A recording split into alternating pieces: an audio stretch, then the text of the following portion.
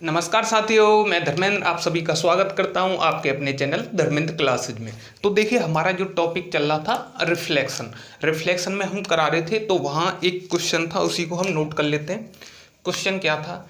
जब दो मिरर एक दूसरे से 90 अंश के कोण पर रखे हों, एक दूसरे से 90 अंश के कोण पर रखे हों दो मिरर, ये आपकी इंसिडेंट रे किसके, यहाँ से इंसिडेंट रे आएगी आपकी, ये रिफ्लेक्टेड रे होगी,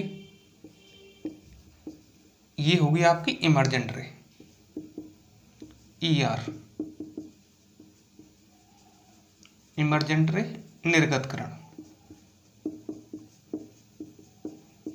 तो नोट डाल के हमने लिखाया था, आपको क्या लिखाया था? जब दो समतल दर्पण एक दूसरे से 90 अंश के कोण पर हों, जब दो समतल दर्पण एक दूसरे से 90 अंश के कोण पर हैं, तो आपतित किरण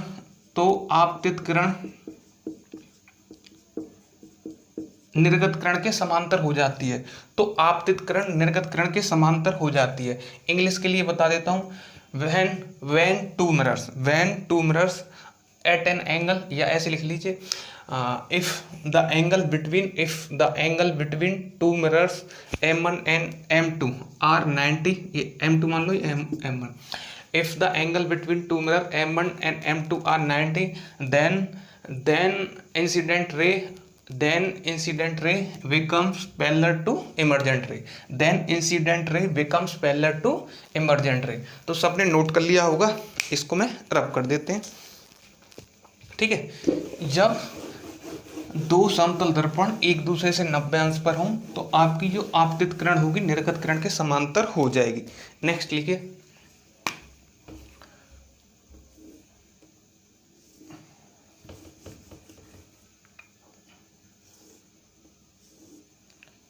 ये आपके दो मिरर हैं, ये पॉलिश हो गई, ये 60 अंश के एंगल पे है। कितने के पे? 60 अंश के पे, 60 के पे।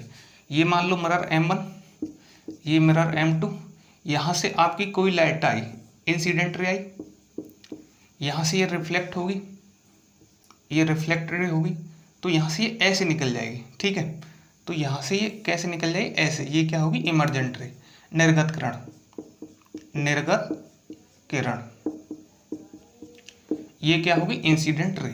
तो लिख लीजिएगा, नोट डाल के सभी लोग लिख लीजिएगा, जब आपतित किरण दर्पण M1 के समांतर आए, जब आपतित किरण दर्पण M1 के समांतर आए, जब आपतित किरण दर्पण M1 के समांतर आए, और निर्गत किरण दर्पण M2 के समांतर निकले, और निर्गत किरण दर्पण M2 के समांतर निकले, तो दर्पण M1 और M2 के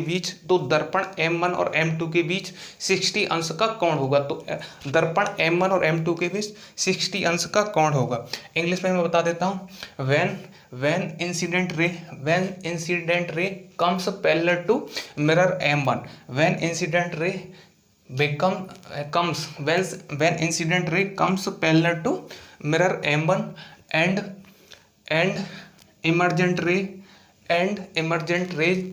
goes parallel to M2, then the angle between M1 and M2, then the angle between mirror M1 and M2 becomes 60। तो दोनों में लिख लिया होगा आपने, दोनों में लिख लिया होगा।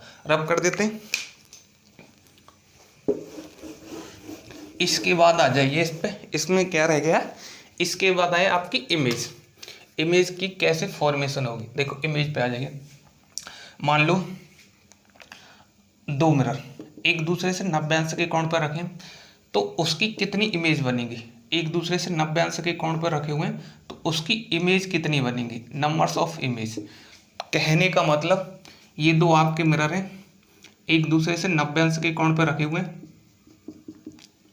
तो यहाँ आपकी इमेज कितनी बनेगी? यहाँ कोई ऑब्जेक्ट रखा है, तो इस ऑब्जेक्ट की आपकी कितनी इमेज बनेगी? तो आप बोलोगे सर, एक तो ये होगी, एक ये होगी, एक ये होगी, तो कितनी इमेज बन जाएंगी आपकी? 3।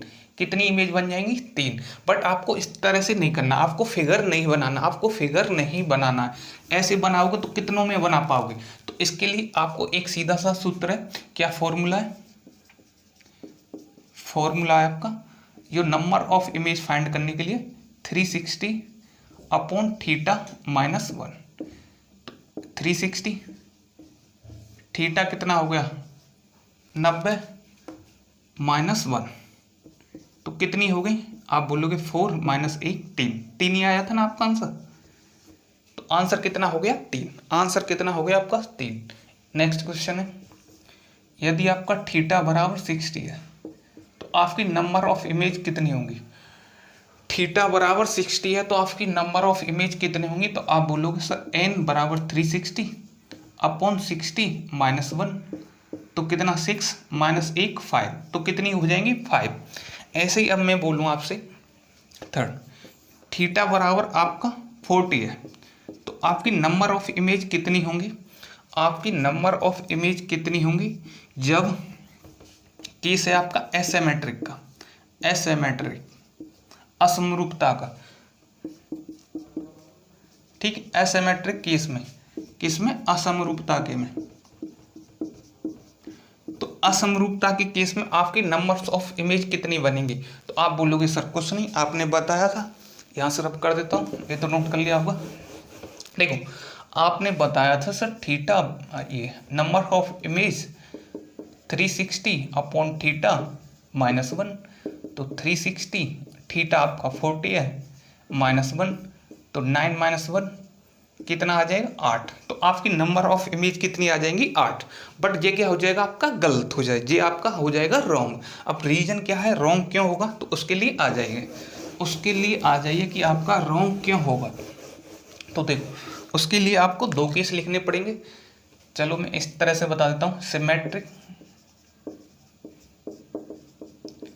समरूपता, इधर एसिमेट्रिक असमेट्रिक असमरूपता,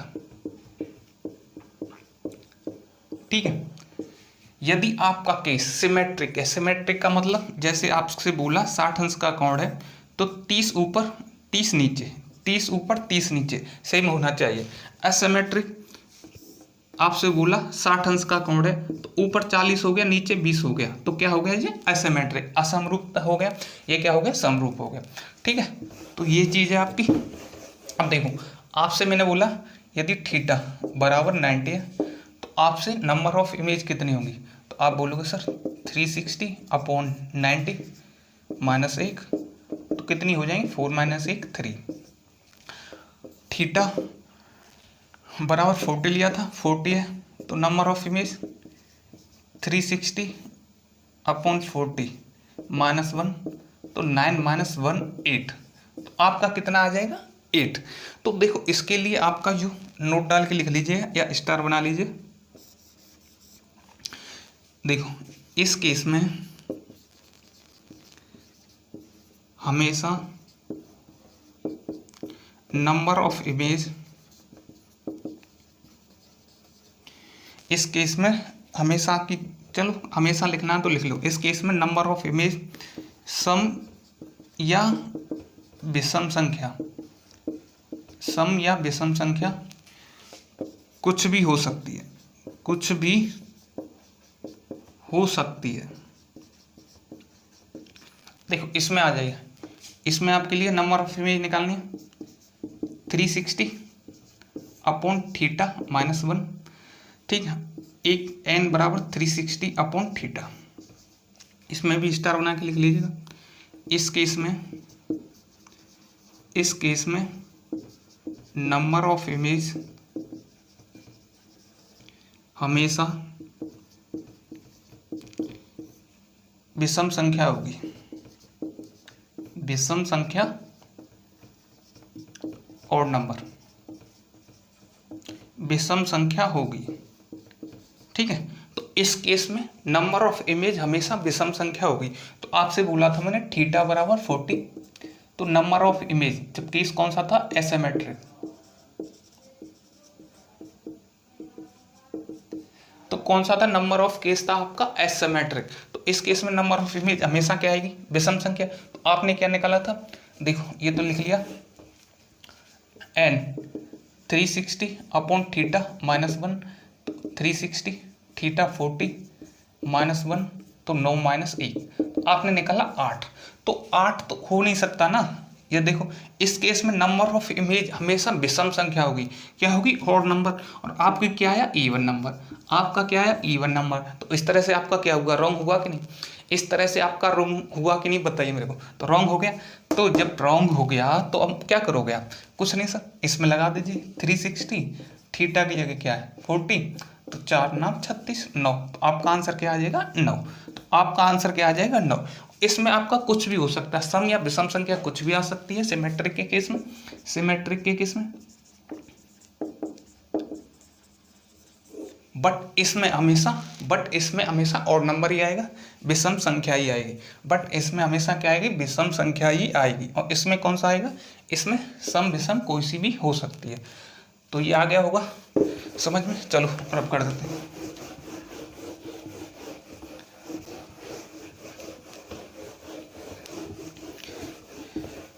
अब आइए नेक्स्ट क्वेश्चन पे। देखो एक क्वेश्चन है जो कि काफ़ी टाइम एग्जाम में आया हुआ है। जब दो प्लेन मिरर एक दूसरे के पैरेलल हैं और इन दोनों के बीच में कोई ऑब्जेक्ट रखा है, जब दो प्लेन मिरर एक दूसरे के पैरेलल हैं, मतलब एक दीवार ये होगी, एक दीवार होगी, अब बीच में जैसे मैं खड़ा हूँ, तो इस ऑब्जेक्ट की जैसे मेरी कितनी इमेज बनेंगी, तो इस ऑब्जेक्ट की आपको बताना है कितनी इमेज बनेंगी, इस ऑब्जेक्ट की कितनी इमेज बनेंगी। तो आप बोलोगे सर कुछ नहीं, थीटा बराबर क्या होता है 360 upon number of image 360 upon theta -1 360 theta. तो इसमें दोनों क्या है, पैरेलल है, तो एंगल क्या हो जाएगा 0 -1, तो ये क्या हो गया इन्फिनिटी -1, तो क्या हो जाएगा अनंत। तो आपका आंसर क्या आ जाएगा अनंत। तो कितनी इमेज बनेंगी अनंत, तो सभी का आंसर आना चाहिए अनंत। तो कितनी इमेज बन जाएंगी अनंत, ठीक है। नेक्स्ट चलें, चलो नेक्स्ट आ जाइए। नेक्स्ट क्या आता है आपका, थोड़ा स्पीड से कोई नहीं, जिससे कि जल्दी आपका चैप्टर खत्म हो जाए। मान लो ये कोई व्यक्ति है,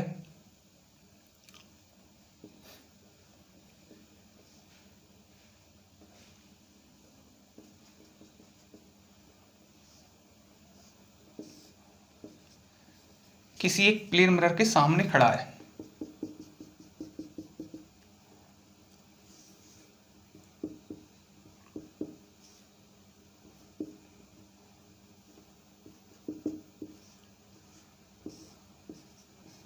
ठीक है। किसी एक प्लेन मिरर के सामने खड़ा है, एक व्यक्ति है जो कि आपके किसी एक प्लेन मिरर के सामने खड़ा है। तो देखो किसी एक प्लेन मिरर के सामने खड़ा है, तो हमेशा याद रख के, तो इसमें नोट डाल के लिख लीजिएगा, या पहले बता देता हूँ। जो व्यक्ति मिरर से जितनी दूरी पर होगा, मिरर से जितनी दूरी पर होगा, दर्पण में उस व्यक्ति, ठीक है, दर्पण में उस व्यक्ति का प्रतिबिंब भी उतनी ही दूरी पर बनेगा, दर्पण में उस व्यक्ति का प्रतिबिंब भी उतनी ही दूरी पर बनेगा।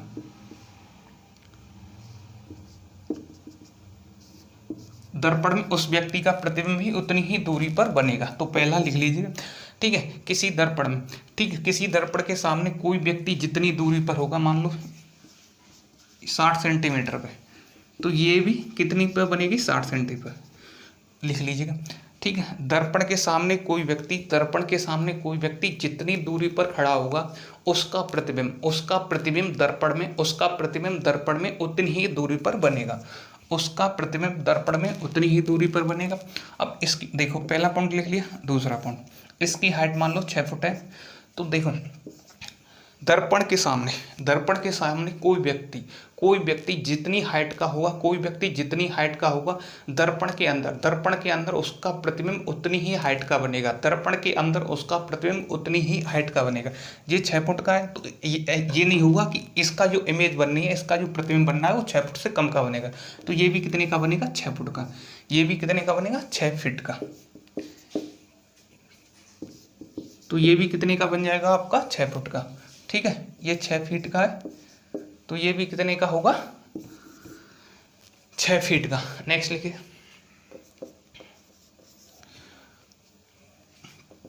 दर्पण के सामने खड़े व्यक्ति का प्रतिबिंब, दर्पण के सामने खड़े व्यक्ति का प्रतिबिंब erect, virtual plus laterally inverted होगा, लेटरली इन्वर्टेड होगा। ठीक है ना।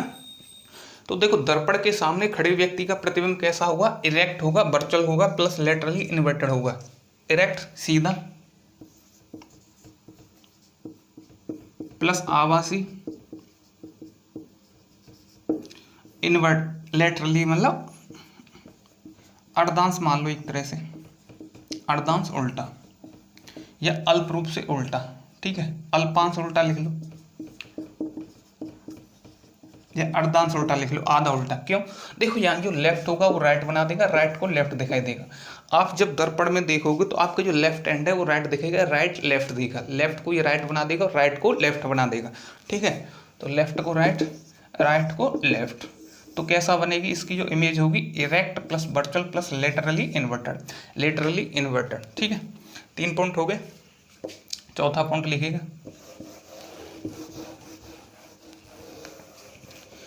चौथा पॉइंट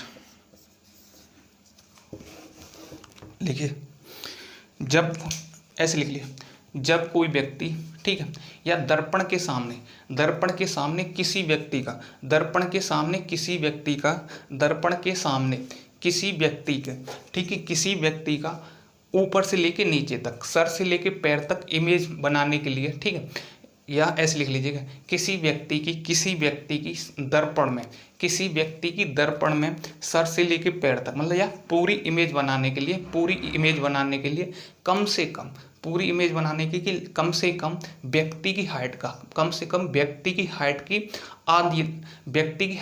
आधी लंबाई का प्रतिबिंब लेना पड़ेगा। ठीक है, व्यक्ति की हाइट की आधी लंबाई का मिरर लेना पड़ेगा, व्यक्ति की हाइट की आधी लंबाई का, कम से कम व्यक्ति की हाइट की आधी लंबाई का दर्पण लेना पड़ेगा। ठीक है, देखो दोबारा बता देता हूँ, मेरी हाइट 6 फुट है, ऐसा समझो, मेरी हाइट 6 फुट है, तो मुझे अपना पूरा प्रतिबिंब सर से लेके पैर तक देखने के लिए कम से कम कितनी हाइट का, कम से कम कितनी हाइट का दर्पण की रिक्वायरमेंट होगी, कम से कम कितनी हाइट के दर्पण की रिक्वायरमेंट होगी सर से लेके पैर तक की, सर से लेके पैर तक की, तो कितनी हाइट की रिक्वायरमेंट होगी, मैंने बोला 6 फुट है, तो मेरी हाइट की आधी लंबाई का, तो कितनी, 3 फुट, तो 3 फुट के मिरर की आवश्यकता होगी, 3 फुट के मिरर की आवश्यकता होगी। ठीक है, 3 फुट के मिरर की हमें आवश्यकता होगी।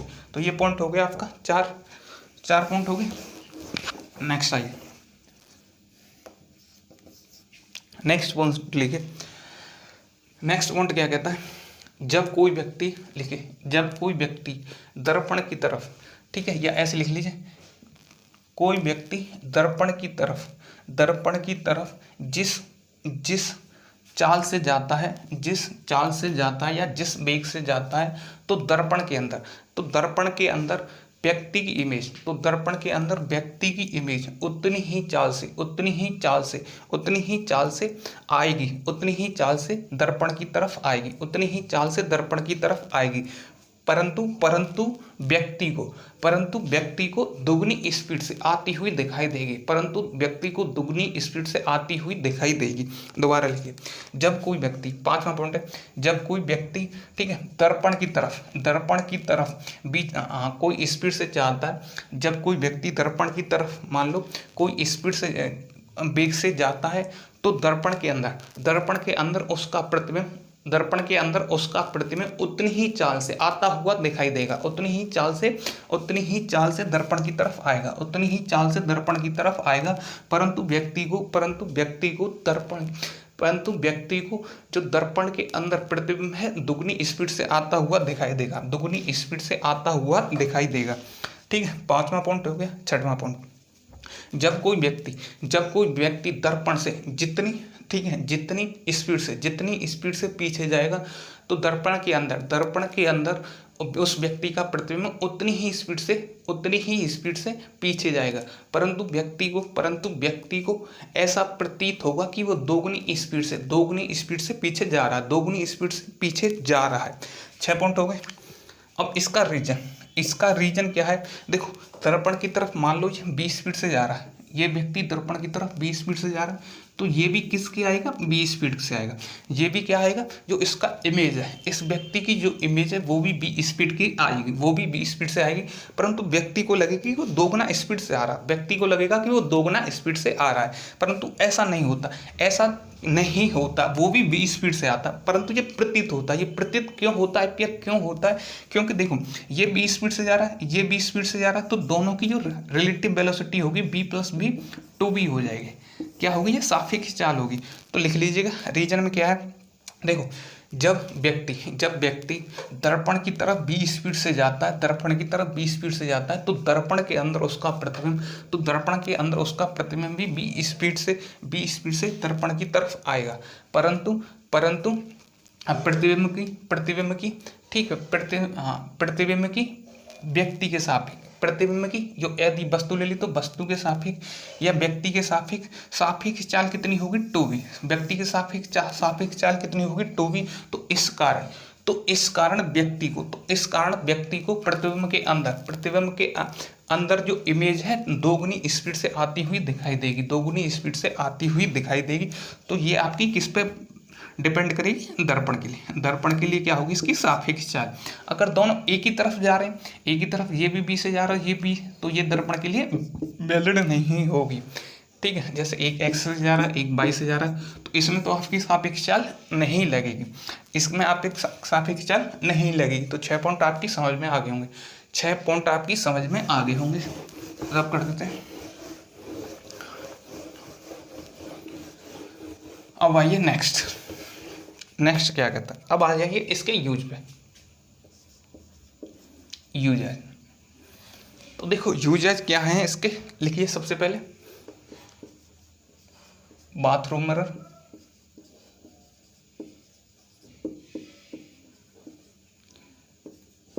दूसरा लिख लीजिए पेरिस्कोप,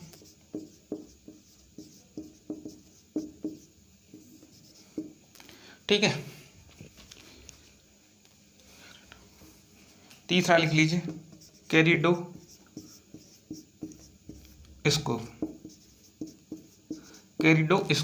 तो देखो, बाथरूम मिरर में जो इसका यूज करते हैं समतल दर्पण का, बाथरूम मिरर में समतल दर्पण का। पेरिस्कोप क्या होती है? इसका यूज करते हैं हम पनडुब्बियों में, ठीक है, जो सबमरीन होती है उनमें यूज करते हैं। देखो कैसे करते हैं, मान लो, चलो बता देते हैं इसको।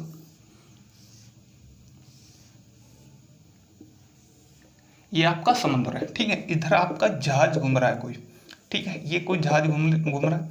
तो देखो यहाँ हमने एक मिरर लगाया, यहाँ मिरर लगाया, तो ये इसमें पूछ लेते हैं जो सबमरीन में मिरर लगे होते हैं वो कितने एंगल पे होते हैं? तो ये होते हैं आपके 45 पे। कितने पे होते हैं? 45 एंगल पे। ये आपकी आंख हो गई। तो देखो ये जहाज घूम रहा है, आप बैठे हो अंदर सबमरीन में, तो आपको कैसे पता चलेगा कि बाहर क्या घूम रहा है? तो देखो यहाँ से इसकी लाइट सीधी किस पर टकराएगी? इस मिरर पर टकराएगी, ये सीधी रिफ्लेक्ट होगी, इस पर टकराएगी, और ये सीधी आपकी आंख की रेटिना पर इसका प्रतिबिंब बना देगी। तो आपको पता चल जाएगा कि बाहर कोई जहाज घूम रहा है, तो ये है आपका पेरिस्कोप। ये होता है पेरिस्कोप। किस में यूज करते हैं? सबमरीन, पनडुब्बियों में, पनडुब्बियाँ होती हैं उनमें यूज होते हैं। और इसमें ये भी पूछ लेते हैं किसका यूज होता है, तो इसमें इसका भी यूज कर लेते हैं। ये होते हैं पिरामिड होते हैं ना, इनका भी यूज हो जाता है। प्रिज्म का, पिरामिड नहीं, प्रिज्म का। किसका यूज मिल जाता है? प्रिज्म का। जैसे ऑप्शन में प्रिज्म मिल जाए तो प्रिज्म आपका क्या हो जाएगा? आंसर। प्रिज्म क्या हो जाएगा? आपका आंसर। तो इस तरह से आपका रिफ्लेक्शन कंप्लीट होता है। इस तरह से आपका क्या हो गया? रिफ्लेक्शन पूरा हो गया। इसके बाद आता है आपका रिफ्रैक्शन, ठीक है। तब तक मैं इसमें इंक डाल लेते हैं थोड़ा, तो देखिएगा अब आता है आपका रिफ्रैक्शन। डालिएगा सभी, refraction of light refraction of light, प्रकाश का अपवर्तन, प्रकाश का अपवर्तन। रिफ्रैक्शन ऑफ लाइट क्या हो गया? प्रकाश का अपवर्तन। तो देखो रिफ्रैक्शन ऑफ लाइट क्या होता है, रिफ्रैक्शन ऑफ लाइट क्या होता है, तो लिखिए रिफ्रैक्शन ऑफ लाइट क्या होती है? When light enter, when light enter from one medium to another, this event is called refraction। Hindi में लिखिए, जब प्रकाश एक माध्यम से दूसरे माध्यम में प्रवेश करता है, जब प्रकाश एक माध्यम से दूसरे माध्यम में प्रवेश करता है तो इस घटना को प्रकाश का अपवर्तन कहते हैं। इस घटना को प्रकाश का अपवर्तन कहते हैं। तो देखिए मान लो इसमें आते हैं आपके दो केस। ये आपकी लाइट है, ये कोई आपका मिरर है, ये आपकी यहाँ से इंसिडेंट रे आ गई, ये आपकी यहाँ से इंसिडेंट रे आ गई, ठीक है, इंसिडेंट रे आ गई। तो देखो ये दो मीडियम है आपके, ऐसे लो, ये दो मीडियम है। मान लो ये आपने मान लिया एयर, ये मान लिया वाटर, एयर वाटर। तो यहाँ से जो आपकी लाइट आ रही है, ठीक है, ये होता है आपका नॉर्मल, ये होता है आपका क्या? नॉर्मल। तो ये क्या होगी? ये बेंड नॉर्मल की तरफ बेंड हो जाएगी। तो ये तो हो गया आपका इंसिडेंट एंगल, ये हो गया रिफ्रैक्टेड, ठीक है, रिफ्रैक्टेड एंगल। ये क्या था आपका? नॉर्मल। ये था आपका अविलंब नॉर्मल, ये थी इंसिडेंट रे, ये होगी रिफ्रैक्टेड रे। ये कौन सी होगी? आपकी रिफ्रैक्टेड रे। तो एक केस हो गया। सेकंड केस पे आ जाइए। सेकंड केस है, देखो ये आपका इंसिडेंट रे होगी। अब मान लो ऊपर है आपका वाटर, नीचे है एयर, ऊपर है वाटर, नीचे है एयर। तो ये हो गया आपका नॉर्मल।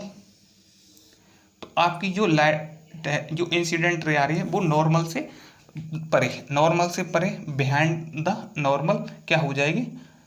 बेंड हो जाएगी। तो ये क्या होगा आपका? Refracted angle. ये होगा इंसिडेंट एंगल IR, ये हो गया आपका रिफ्रैक्टेड एंगल, ठीक है, ये हो गया आपका नॉर्मल, ये हो गया आपका नॉर्मल। देखो इसको बोलते हैं हम रेयर मीडियम विरल, इसको बोलते हैं डेंस, ठीक है, डेंस मीडियम, डेंसर, सघन,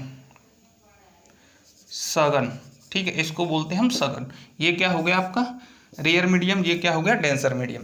ये क्या हो गया? वाटर ऊपर आ गया तो डेंसर, ये डेंसर हो गया। ये क्या हो गया? रेयर। ये क्या हो गया? रेयर। ये क्या हो गया? डेंसर हो गया। ये क्या हो गया आपका? रेयर, ठीक है, डेंसर। और ये क्या हो गया आपका? रेयर।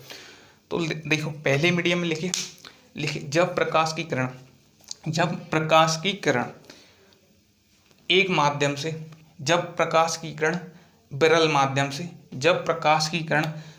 माध्यम से सघन माध्यम में प्रवेश करती है, जब प्रकाश की किरण विरल माध्यम से सघन माध्यम में प्रवेश करती है तो यह नॉर्मल की तरफ मुड़ जाती है। सेकंड में लिखिए, जब प्रकाश की किरण ठीक है सघन माध्यम से विरल माध्यम में जाती है, जब सघन माध्यम से विरल माध्यम में जाती है तो यह नॉर्मल से दूर की तरफ बेंड हो जाती है, दूर की तरफ मुड़ जाती है। तो पहला केस लिख लिया, दूसरा केस आपने लिख लिया, ठीक है, दो केस लिख लिए। तो देखो पहले केस में क्या होगा आपके में, डस्टर कहाँ है? देखो पहले केस में ये तो लिख लिया सबने, पहले केस पे आ जाइए। देखो पहला केस आपसे कहता है, पहले केस में क्या होगा, जो आपका इंसिडेंट एंगल होगा ये बड़ा होगा किससे? R से। इंसिडेंट एंगल क्या होगा आपका? R से बड़ा हो जाएगा, ठीक है, इंसिडेंट एंगल क्या होगा आपका? R से बड़ा हो जाएगा। तो देखिएगा पहला केस आपके सामने आ गया, जब इंसिडेंट एंगल बड़ा हो गया किससे, रिफ्रैक्टेड एंगल से, ठीक है, रिफ्रैक्शन एंगल से, मतलब आपतन कोण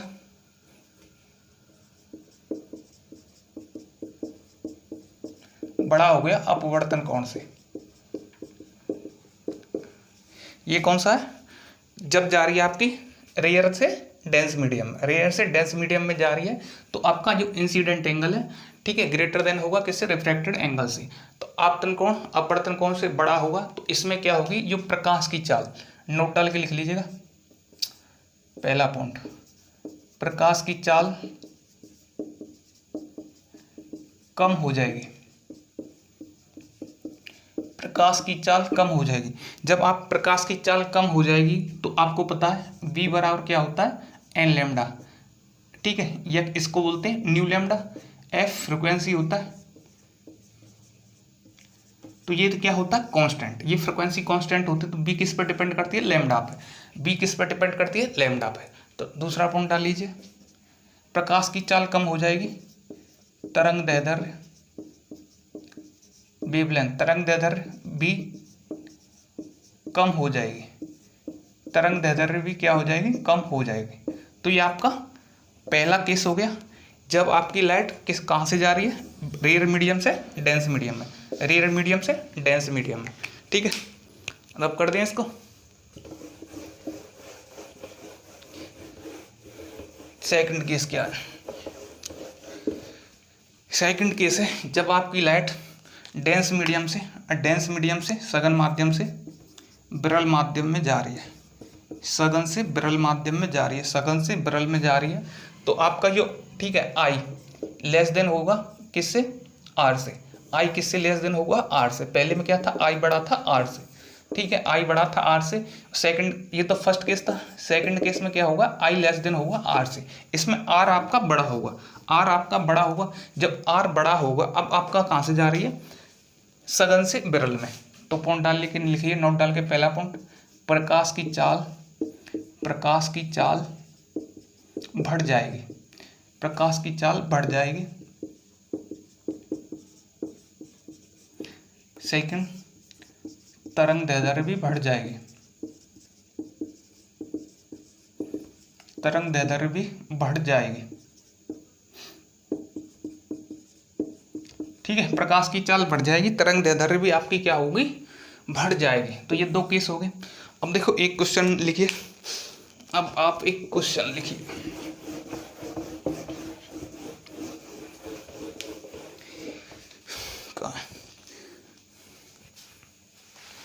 क्वेश्चन लिखिए,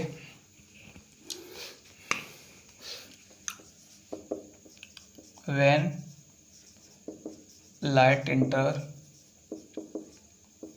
from one medium to another,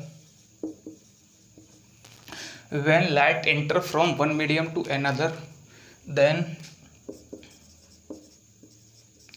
which property of light, then which property of light, then which property of, या प्रॉपर्टीज कर दो, of light do not change, do not change. जब प्रकाश, देखो हिंदी में लिखिए, जब प्रकाश एक माध्यम से दूसरे माध्यम में जाता है, जब प्रकाश एक माध्यम से दूसरे माध्यम में जाता है, तो प्रकाश की कौन सी प्रॉपर्टीज, तो प्रकाश की कौन सी प्रॉपर्टीज या कौन से गुण जो कि चेंज नहीं होते, तो प्रकाश के कौन से गुण चेंज नहीं होते, मेरे को बताइए, तो प्रकाश के कौन से गुण चेंज नहीं होते। तो देखो इसका आंसर क्या आ जाएगा, कौन से गुण चेंज नहीं होते, इसका आंसर होगा आपका फ्रीक्वेंसी एंड कलर। देखो फ्रिक्वेंसी की तो आपको जितनी फ्रिक्वेंसी से पता है लाइट का, देखो आप लाइट डालो, जैसे रेड लाइट है, ठीक है, आप एयर से पानी में डालो तो पानी में भी तो लाल ही दिखाई देगी ना, हीरा में डालो तो हीरा में भी लाल दिखाई देगी, तो आपका कलर चेंज नहीं होगा। तो ऐसे लिख सकते हो, light enter from one medium to another, then frequency and colour do not, then the property of light, then frequency and colour properties of light do not change, ठीक है। अब कर दें। नेक्स्ट आइए, अब क्या है इसमें, अब देखो एक ये चीज़ लिख लीजिए, ये भी क्वेश्चन आ जाता है एसएससी में। स्पीड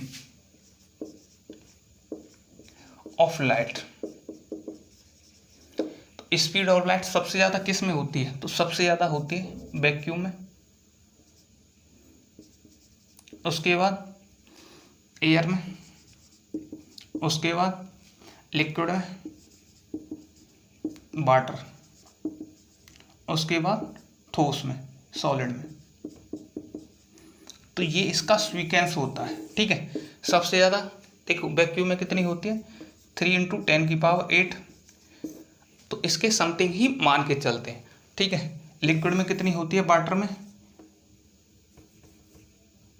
देखो जल, इसमें कितनी होती है 2.25, 10⁸, 2.25 × 10⁸ इतनी होती है ना।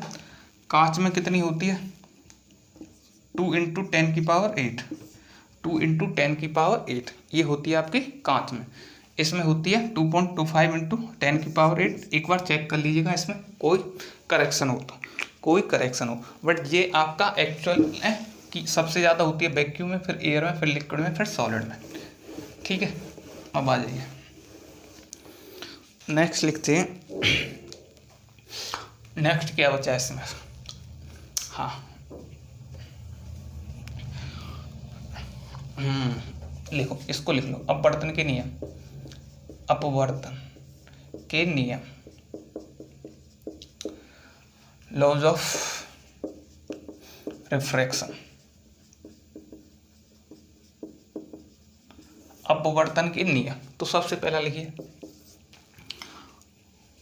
Incident ray, normal and incident ray, normal and refracted are always lie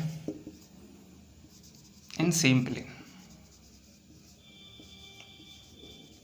always lie same plane. Second लिखिए Snell law, Snell's law, Snell's law क्या होता है, जो आप इंसिडेंट एंगल, ये क्या है रिफ्रैक्टेड एंगल, तो इसके आगे लगा दो आप sine, sine i upon sine r. इसे कुछ जगह म्यू से रिप्रेजेंट करते हैं, कुछ जगह एन से रिप्रेजेंट करते हैं। इसे बोलते हैं अपवर्तनांक। क्या बोलते हैं इसको, अपवर्तनांक, रिफ्रैक्टिव इंडेक्स, रिफ्रैक्टिव इंडेक्स। तो क्या हो गया ये रिफ्रैक्टिव इंडेक्स। तो इसको हम प्रॉपर लिखना चाहें तो देखो sine i upon sine r, ठीक है, इसको लिख सकते हैं n2 अपॉन n1। आगे बढ़ाना चाहें तो n1 साइन आई बराबर n2 साइन आई, और इसको आगे बढ़ाना चाहें तो आपको पता है n बराबर क्या होता है, c/v, n c/v। तो देखो c, ये तो आपकी निर्वात में प्रकाश की चाल होगी, वैक्यूम में प्रकाश की चाल, तो ये तो कांस्टेंट है। तो n किसके इनवर्सली प्रोपोर्शनल होगा, b के, तो b के प्रोपोर्शनल होगा, तो इसको लिख सकते हैं v1/v2। ये क्या है, ठीक है, प्रकाश की चाल किसी माध्यम में, प्रकाश की चाल किसी माध्यम में। आपको पता है b बराबर क्या होता है, c लैम्डा के, तो c लैम्डा के, तो λ1/λ2। तो इसको और बढ़ा सकते हैं, इसको और अपनी सुविधा के अनुसार बढ़ा सकते हैं, इसको हम अपनी सुविधा के अनुसार क्या कर सकते हैं, बढ़ा सकते हैं। तो इतना समझ में आ गया होगा। चलो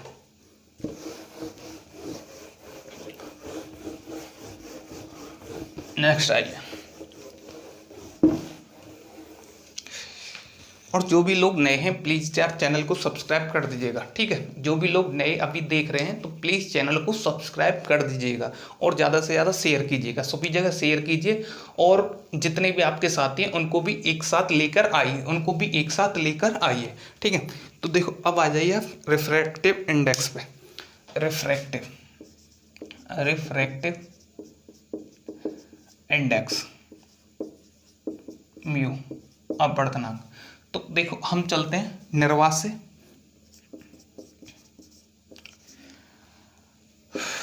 रेयर से, एक तरह से रेयर से चलते हैं सघन माध्यम में, सघन माध्यम में, ठीक है, सघन माध्यम में,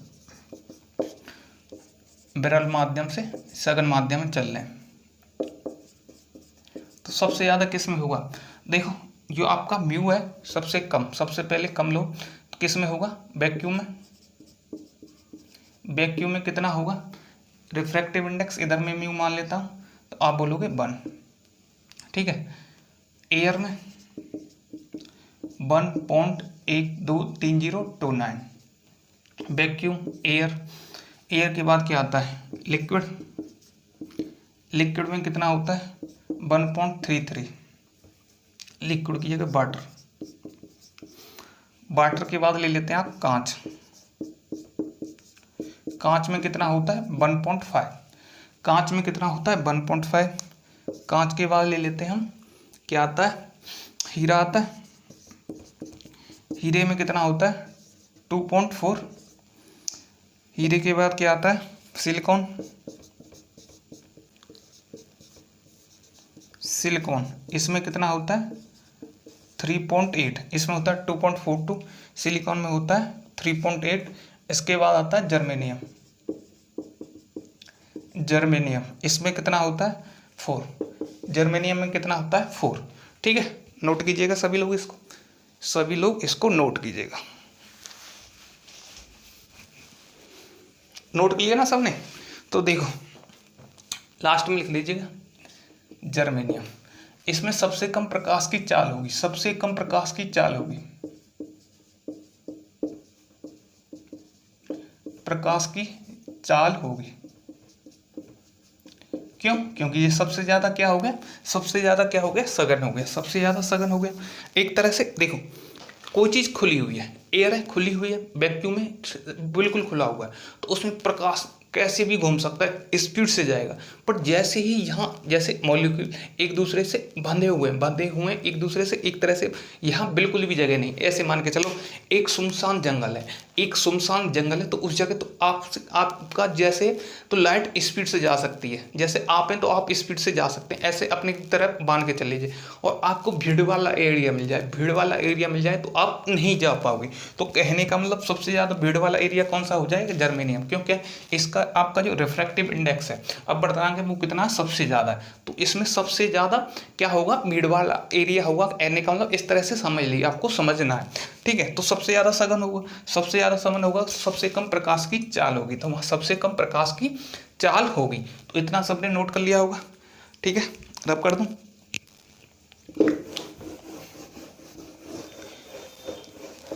नेक्स्ट आइए। नेक्स्ट क्या कहता है? देखो सभी को पता है आपको, एन रिफ्रैक्टिव इंडेक्स बराबर क्या होता है? C/V। यहाँ C क्या होता है? ठीक है। निर्वात में प्रकाश की चाल, निर्वात में प्रकाश की चाल, ठीक है। Velocity of light in vacuum, ये क्या हो गया? Velocity of light in medium, किस माध्यम में? प्रकाश की चाल, माध्यम में प्रकाश की चाल। इसका तो आपको पता ही है, रिफ्रैक्टिव इंडेक्स आ रही। तो देखिए इस पर एक क्वेश्चन लिखिएगा। क्वेश्चन क्या कहता है? लिखिए, if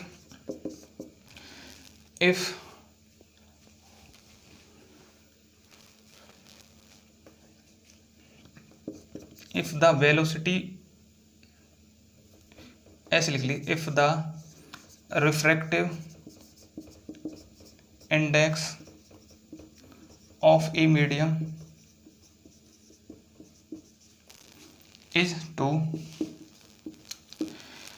if the refractive index of a medium is 2, then find the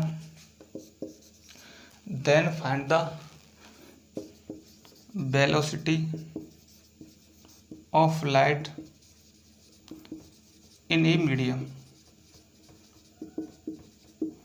देखो क्वेश्चन क्या कह रहा है, हिंदी में बता देता हूँ। यदि किसी माध्यम का, यदि माध्यम का अपवर्तनांक 2 है, यदि माध्यम का अपवर्तनांक 2 है, तो अपवर्तनांक 2 है, तो ठीक है माध्यम में प्रकाश की चाल, तो माध्यम में प्रकाश की चाल ज्ञात करें, तो माध्यम में प्रकाश की चाल ज्ञात करें। यदि किसी माध्यम का अपवर्तनांक 2 है तो माध्यम में प्रकाश की चाल ज्ञात करें, तो माध्यम में प्रकाश की चाल ज्ञात करें। ठीक है, क्वेश्चन नोट कर लिया होगा। अब देखो करते कैसे। कितना दे रखा है? रिफ्रैक्टिव इंडेक्स 2, रिफ्रैक्टिव इंडेक्स आपका दे रखा है 2। ठीक है, रिफ्रैक्टिव इंडेक्स दे रखा है आपका 2, तो एन दे रखा है आपका 2। ये क्या है? निर्वात में प्रकाश की चाल, velocity of light in vacuum, तो कितनी होती है आपको पता है? 3 × 10⁸।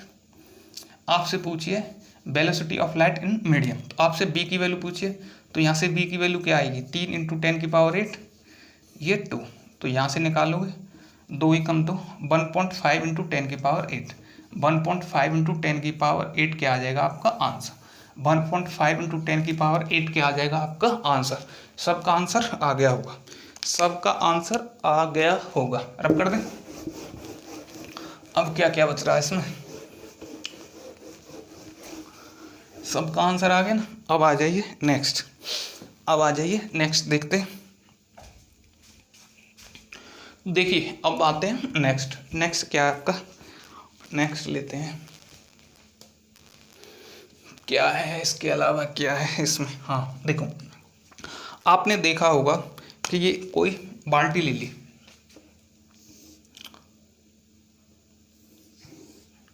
इसमें पानी भरा हुआ है,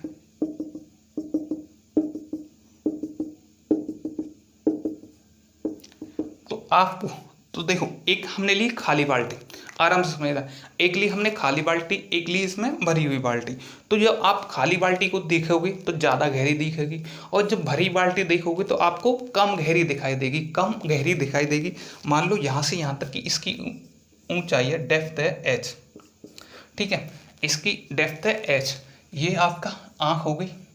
तो देखो पहले आपकी खाली बाल्टी थी, पहले मैं पूरा समझा देता हूँ फिर आते हैं। तो ये थी आपकी आई, तो आपकी जो लाइट आई यहाँ टकराई, इसकी पेंदी पर टकराई, और यहाँ उसने आपकी रेटिना पे आपका प्रतिबिंब बना दिया, इसका रेटिना पे इसका प्रतिबिंब बना दिया। बट जैसे देखो यहाँ आपकी क्या है?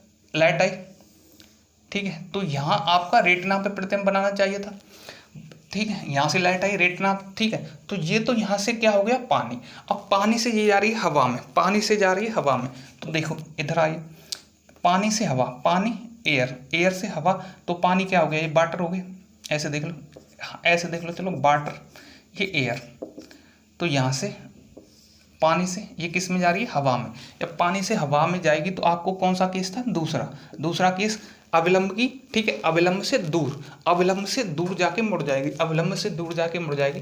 तो देखो ये अविलंब हो गया, तो यहाँ से जाके ना ऐसे मुड़ जाएगी, तो अविलंब से दूर जाके मुड़ जाएगी, तो अविलंब से कैसी आ जाएगी? दूर जाके मुड़ जाएगी, तो अविलंब से क्या होगी? ये दूर जाके मुड़ जाएगी, तो अविलंब से दूर जाके मुड़ जाएगी, तो उसकी इमेज कहाँ बनेगी? तो उसकी इमेज कहाँ बनेगी? तो देखो इसको पीछे बढ़ा दीजिए, इसको पीछे बढ़ा दीजिए, इसको पीछे बढ़ा देंगे, तो उसकी इमेज कहाँ बनेगी? अब इधर, उसकी इमेज कहाँ बनेगी? इधर। मान लो यहाँ कोई कॉइन है, बाल्टी में सिक्का पड़ा हुआ है, बाल्टी में ऐसे सिक्का पड़ा हुआ है, ठीक है, ऐसे सिक्का पड़ा हो, तो उसकी इमेज, या विदाउट सिक्का है तो पहले गहराई कितनी थी? h, अब क्या होगी? जो आवासी गहराई कितनी होगी? यहाँ तक, आवासी गहराई कितनी होगी? यहाँ तक, तो इसे बोलेंगे h डैश।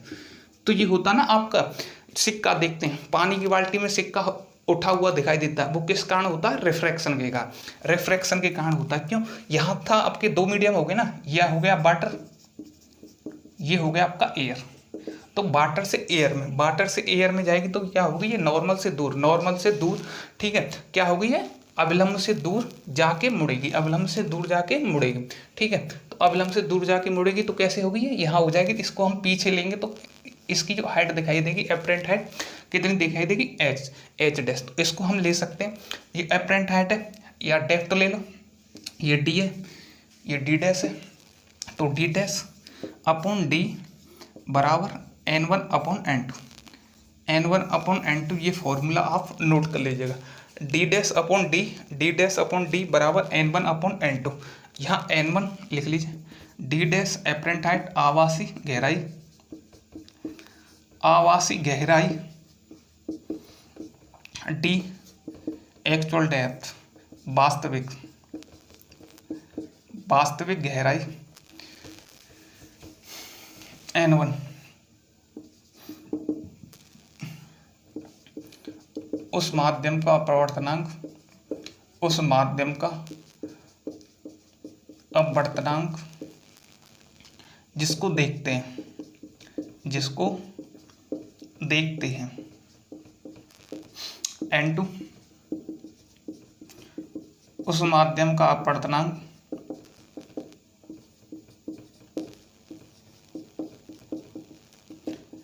जिससे देखते हैं, जिससे देख रहे हैं, देख रहे हैं। सबने नोट कर लिया होगा। डी डैश आभासी गहराई, ठीक है। डी वास्तविक गहराई, n1 उस माध्यम का अपवर्तनांक जिससे देखते हैं, ठीक है, जिससे, जिसको देख रहे हैं। तो किसको देख रहे हैं हम? वाटर वाले को, वाटर की गहराई को। उस माध्यम का अपवर्तनांक जिससे देख रहे हैं, तो ये n1 हो गया, ये हो गया आपका एयर वाला n2, एयर वाला क्या हो गया n2। तो इतना समझ में आ गया होगा, तब कर दें। चलो अब लेते हैं नेक्स्ट। गर्मी भी काफ़ी पड़ रही है, क्या करें, आपकी वजह से ये पंखा चला नहीं रखा क्योंकि आवाज़ थोड़ी गूंजेगी। तो देखो क्वेश्चन लिख लीजिए इस पर। एक बाल्टी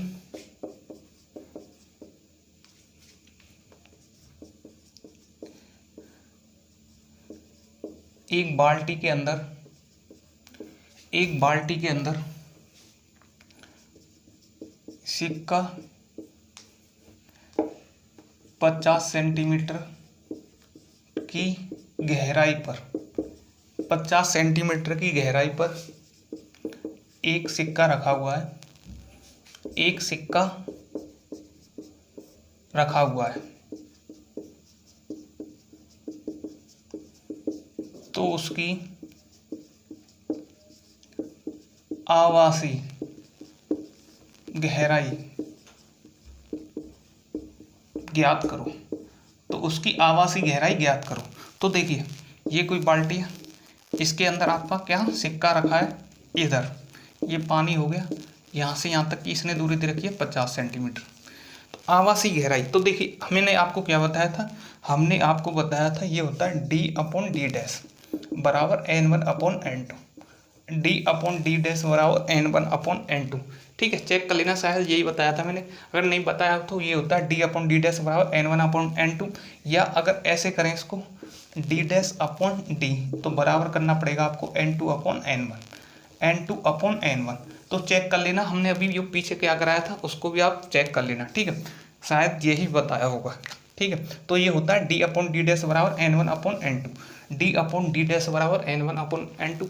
n1 क्या है, यहाँ से आप, ठीक है, यहाँ आप वस्तु को देख रहे हैं, यहाँ आप किसी चीज़ को देख रहे हैं उसका अपवर्तनांक, यहाँ जिस चीज़ को देख रहे हैं उसका अपवर्तनांक, n2 क्या है, यहाँ से देख रहे हैं उसका अपवर्तनांक, n1 क्या है, यहाँ किसी चीज़ को देख रहे हैं, किसी को देख रहे हैं, उस माध्यम का अपवर्तनांक, उस माध्यम का अपवर्तनांक, ठीक है। n2 क्या, जिस जगह से देख रहे हैं उस माध्यम का अपवर्तनांक, जिस जगह से देख रहे हैं उस माध्यम का अपवर्तनांक, उस माध्यम का अपवर्तनांक, जिस जगह से देख रहे हैं उस माध्यम का अपवर्तनांक। तो देखो d कितनी दे रखी है 50, d' पूछिए n1, पानी का कितना होता है आप बोलो 4/3, n1 ये आँख हो गई एक तरह से, तो ये हो क्या हो गई एयर का अपवर्तनांक n2, ये n2 हो गया, n1 हो गई। तो पानी का कितना होता है 4/3 1.33, एयर का कितना होता है 1, तो 2 से 25 बार 75/2,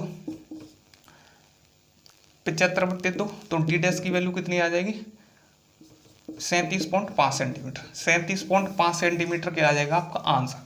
तो सबका आंसर आना चाहिए 37.5 सेंटीमीटर, सबका आंसर आना चाहिए 37.5 सेंटीमीटर। आप कर देते हैं। नेक्स्ट आइए लिखिए नेक्स्ट एक क्वेश्चन और लेते हैं। आया हुआ क्वेश्चन है, एक मछली तालाब में 24 सेंटीमीटर की गहराई पर तैर रही है। उसके ऊपर 24 सेंटीमीटर की गहराई पर तैर रही है। तालाब के ऊपर एक पक्षी, चील लिख लो, एक चील 36 सेंटीमीटर की ऊंचाई पर उड़ रहा है। तो मछली का चील के सापेक्ष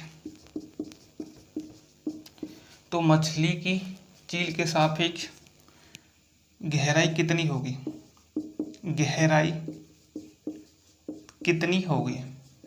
मछली की चील के सापेक्ष गहराई कितनी होगी? तो मछली की चील के सापेक्ष गहराई कितनी होगी? मान लो ये कोई तालाब है, यहाँ आपकी मछली तैर रही है, ये मछली हो गई, ये आपकी कोई चील है।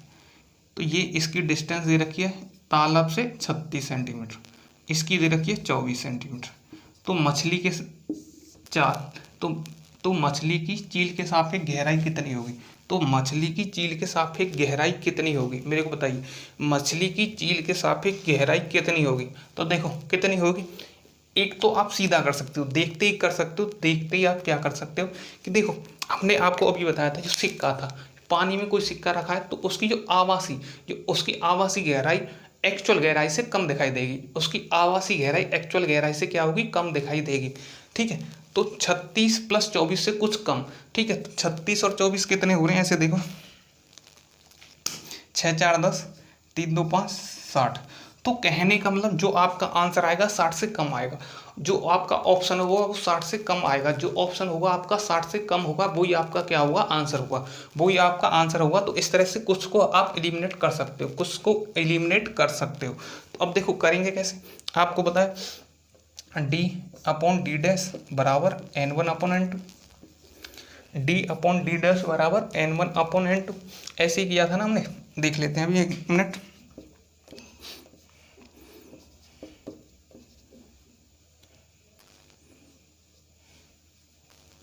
तो d/d' बराबर क्या होता है? n1/n2।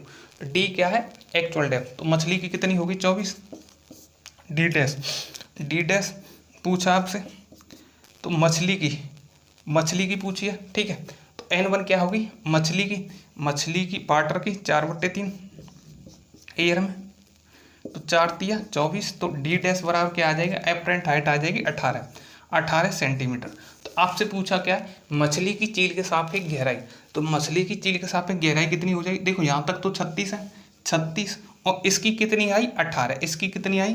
18। तो 8 से 14 54 सेंटीमीटर। तो आपका आंसर आ जाएगा 54 सेंटीमीटर।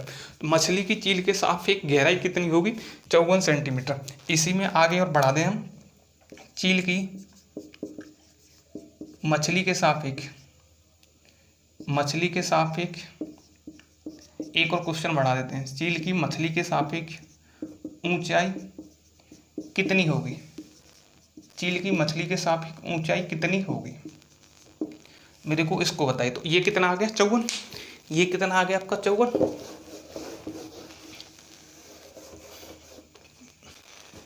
आपसे क्या कह रहा है? चील की मछली के सापेक्ष ऊंचाई कितनी होगी? ये चील थी, ये मछली थी, ये चील थी। ये कितनी दे रखी थी? 36।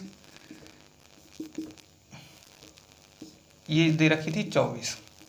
तो देखो, अब मछली जब ऊपर की तरफ दिखेगी तो ये इससे ज़्यादा दिखाई देगी, तो कहने का मतलब d/d' n1/n2। तो d एक्चुअल डेप्थ कितनी है आपकी चील की? 36। एपरेंट देखनी है। n1 क्या है? n1 तो आपसे पूछा क्या है? चील की मछली के सापेक्ष, चील की तो n1 कौन सा हो गया जिसको देख रहे हैं, तो n1 ये हो गया, और किसके सापेक्ष देख रहे हैं, मछली के सापेक्ष। तो n1 क्या है, एयर है, एयर की कितनी होगी 1, n2 क्या है आपका वाटर, वाटर का कितना हो गया 4/3, तो 4/3 यहाँ से 3 एकम 3, 3 दूनी 6, तो डी डैश क्या आ जाएगी आपकी 12 चौका 48 सेंटीमीटर।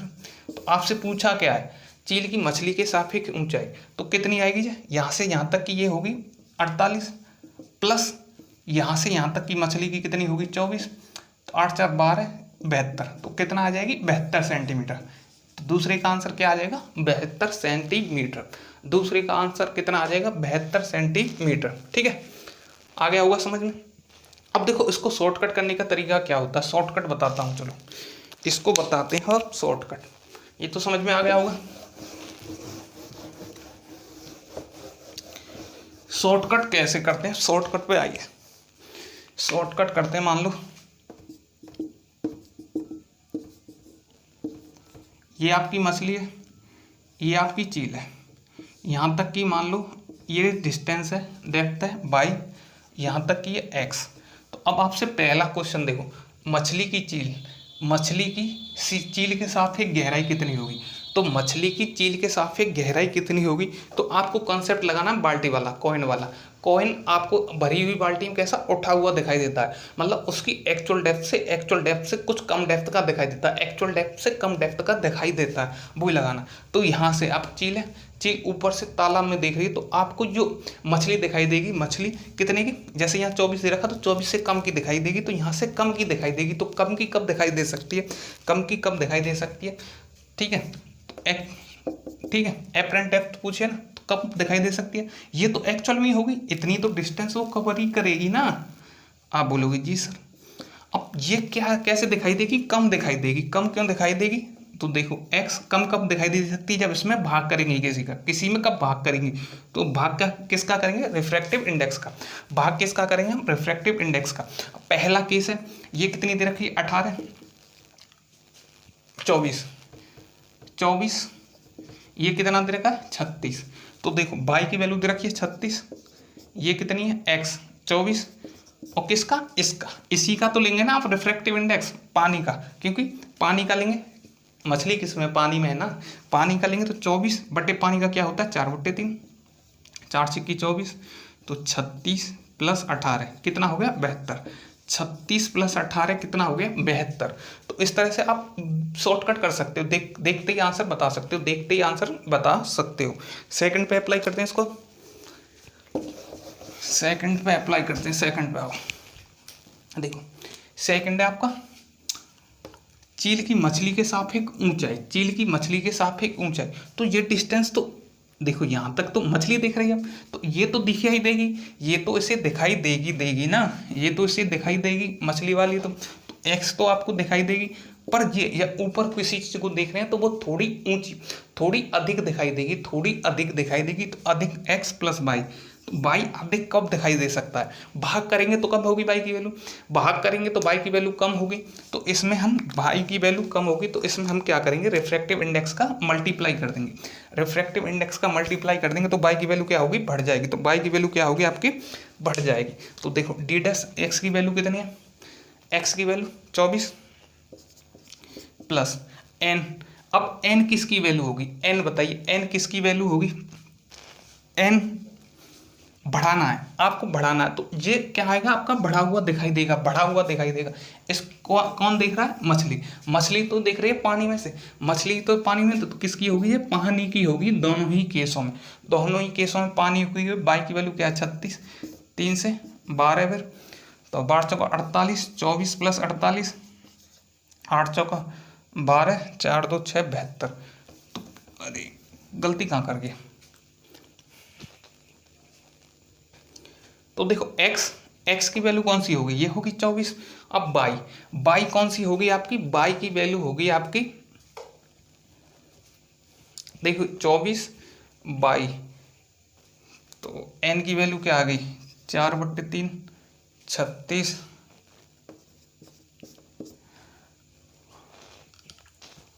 एक 1.33, गलती कहाँ हो रही है हमसे, ये है, समझ में आ गया।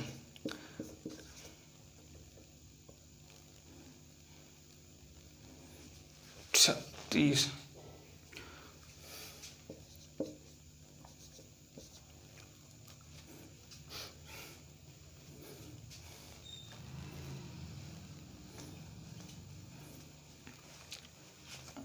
कितना होता है, पानी की वैल्यू कितनी होती है 1.33। पानी की वैल्यू कितनी होती है 1.33 होती है ना। पानी की वैल्यू आपकी होती है x + ny। x की वैल्यू कितनी है देख लो एक बार, कहीं गलती तो नहीं हो रही हमसे। x की वैल्यू है 24, x की वैल्यू आपकी 24, ये कितनी हो गई 24।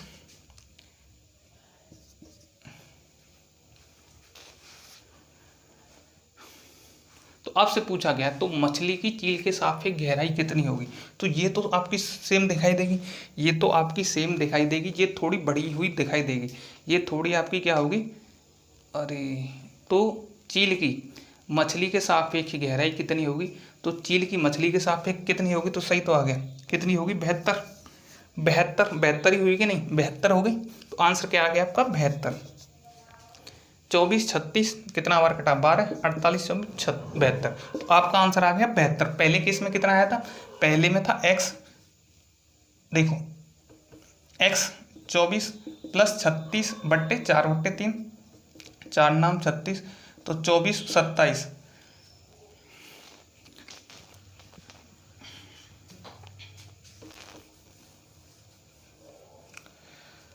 देखो दूसरे में पहला देखो ये तो आ गया 72, आ गया कि नहीं।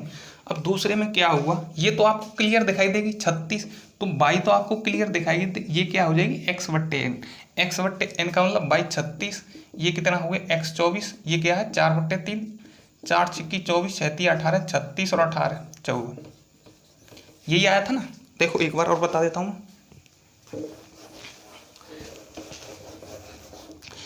पहला है आपका, तो मछली की चील के सापेक्ष गहराई कितनी होगी, मछली की चील के सापेक्ष गहराई कितनी होगी, तो देखो आपका पूछा d' मछली की चील के सापेक्ष गहराई, तो ये तो सेम ही होगा, बाई तो सेम ही होगा ना, चील से देख रहे तो इतना तो सेम ही होगा, एक ही मीडियम है, तो 36, ये अलग मीडियम हो गया, ये अलग मीडियम हो गया, तो इसकी क्या होगी 24 बट्टे किसका, इसका रिफ्रैक्टिव इंडेक्स 4/3, 36, 4 छिक्की 24, 36 18, 18 8 से 14 54, तो क्या आ जाएगा 54 सेंटीमीटर, इसका आंसर आ जाएगा 54 सेंटीमीटर।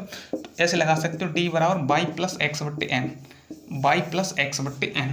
इसमें सेकंड में तो मछली की सील के सापेक्ष गहराई कितनी होगी, चील की मछली के सापेक्ष, अब चील की, अब देखना चील की, तो चील की तो ये तो आपको सेम ही दिखाई देगा, ये तो आपको सेम ही दिखाई देगा, तो x + ny, x + ny, तो x की जगह कितना 24, n क्या पानी का ठीक है, तो पानी का कितना हो गया 4/3, बाई की वैल्यू कितना 36, 3 से 12, 48 24 48 72, तो क्या आ जाएगा आंसर 72 सेंटीमीटर।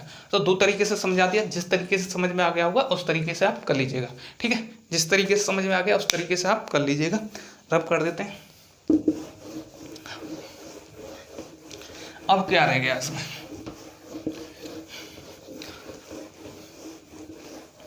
चलो इसके यूज बचे हैं, अब बस ओनली इसके यूज बचे हैं, uses of refraction, uses of refraction, ठीक है। तो यूजेज में पहला डालो twinkle of star, twinkling of star, twinkling of star, तारों का टिमटिमाना, तारों का टिमटिमाना, ट्विंकलिंग ऑफ स्टार, तारों का टिमटिमाना। दूसरा डाल लो, ठीक है, सूर्य का निकलना, सूर्य उगता हुआ सूर्य, सूर्य का निकलना और सूर्य का अस्त होना, सूर्य का अस्त होना। देखो जब आपका सूर्य निकलेगा तो आपको निकलने से 2 मिनट पहले ही दिखाई दे जाएगा, जब आपका सूर्य निकलेगा तो आपको निकलने से 2 मिनट पहले ही दिखाई दे जाएगा। ऐसे जब आपका सूर्य अस्त होगा तो आपको, ठीक है, जो सूर्य के अस्त होने से 2 मिनट पहले ही दिखाई दे जाएगा कि सूर्य डूब गया, जो किस कारण होता है, रिफ्रैक्शन के कारण। तीसरा लिख लेना, ठीक है, पानी से भरी हुई बाल्टी में, पानी से भरी हुई बाल्टी में, भरी हुई बाल्टी में पेंसिल का टेढ़ा होना, ठीक है, मुड़ा हुआ दिखाई देना है, पेंसिल का मुड़ा हुआ दिखाई देना, पेंसिल का मुड़ा हुआ दिखाई देना, पेंसिल का मुड़ा हुआ दिखाई देना। तीसरा, चौथा, पानी से भरी हुई बाल्टी में पेंसिल का मुड़ा हुआ दिखाई देना, तारों का टिमटिमाना, सूर्य का निकलना और सूर्य का अस्त होना। पानी से भरी हुई बाल्टी में पेंसिल का मुड़ा हुआ दिखाई देना, ठीक है, पानी से भरी हुई बाल्टी, भरी हुई बाल्टी, पानी से भरी हुई बाल्टी का कम गहरा दिखना, कम गहरा दिखना, कम गहरा दिखना। पांचवा, पानी से भरी हुई बाल्टी, पानी से भरी हुई बाल्टी में सिक्के का ऊपर उठा हुआ दिखाई देना, ऊपर उठा हुआ दिखाई देना। पानी से भरी हुई बाल्टी में सिक्के का ऊपर उठा हुआ दिखाई देना, ठीक है। तो इस तरह से आपका ये रिफ्रैक्शन, इस तरह से आपका रिफ्रैक्शन कंप्लीट हुआ। इसके बाद आएगा आपका टोटल इंटरनल रिफ्लेक्शन, पूर्ण आंतरिक परावर्तन, पूर्ण आंतरिक परावर्तन। एक क्लास और आपकी रह गई है, तो उसमें हम इसको कवर कर लेंगे, उसमें हम इसको कवर कर लेंगे। आज के लिए हम इतना ही रहने देते हैं।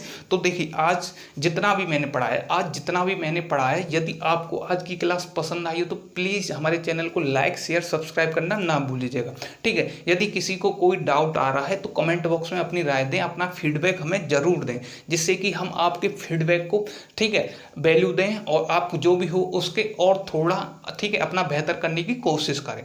और देखो, और किसी भी सब्जेक्ट में कोई डाउट है तो आपके डिस्क्रिप्शन बॉक्स में लिंक होगी हमारे डाउट ग्रुप की, जो कि आपका टेलीग्राम पर बना हुआ है, धर्मेंद्र क्लासिक डाउट ग्रुप। आप उसको वहाँ से ज्वाइन कर सकते हैं, जो भी आपका डाउट है वहाँ उसमें पोस्ट कर सकते हैं, तो आपका वहाँ से सॉल्यूशन मिल जाएगा, ठीक है। और इसके जो हमने देखो फिजिक्स में कौन कौन से करा दिए थे, हमने लेंस मिरर करा दिए थे, तो उनकी भी लिंक डिस्क्रिप्शन बॉक्स में, वहाँ से आप उनको देख सकते हैं। तो हमने अभी जो आपका जो लाइट का जितना भी चैप्टर चल रहा है उन सब की हमने लिंक उसमें डाल रखी है। मैथ की भी लिंक उसमें मिल जाएंगी, मैथ, रीजनिंग सबकी लिंक उसमें मिल जाएंगी, जो जो हमने अब तक कराया है। तो आप डिस्क्रिप्शन बॉक्स में विजिट कर सकते हैं, वहाँ से जो भी आपको वीडियो पसंद आए उस पर क्लिक करके देख सकते हैं। तो इसके बाद हमारा बस एक चैप्टर बचा है इसमें, मतलब एक टॉपिक बचा है, टोटल इंटरनल रिफ्लेक्शन। तो इस तरह से पूरी आपकी लाइट कंप्लीट हो जाएगी, जो कि आपके किसी भी एग्जाम में आई हो, फिजिक्स जिस भी एग्जाम में आती हो, इससे बाहर कहीं से नहीं आएगी, इससे बाहर कहीं से नहीं आएगी। अब मेन चीज़ क्या है, मेन चीज़ है कि आपको सवाल लगाने, तो सवाल तो मैं लगा नहीं सकता, तो आपको जो भी बुक मिले, यहाँ से भी जो बुक मिले उसको लगाइएगा, ठीक है। और जो एसएससी वाले बच्चे हैं, ठीक है, उनके लिए सवाल आते नहीं, थ्योरी आती है, तो आपको क्या है, थ्योरी में पूरी करा रहा हूँ, इसी टाइप की थ्योरी आती है। तारों का टिमटिमाना किसके कारण होता है, तो ये भी मैं लेके चल रहा हूँ, तो आप भी इसको कवर कर सकते हैं आसानी से। और अब मेन चीज़ है, देखो मेन चीज़ क्या है कि आप लोग इसको शेयर कम कर रहे हैं, तो प्लीज़ ज़्यादा से ज़्यादा शेयर कीजिए, और जो लोग नए आए चैनल, प्लीज़ चैनल को सब्सक्राइब कर दीजिएगा, ठीक है। आज के लिए इतना ही रहने देते हैं, बाकी पढ़ते हैं कल। Thank you, bye.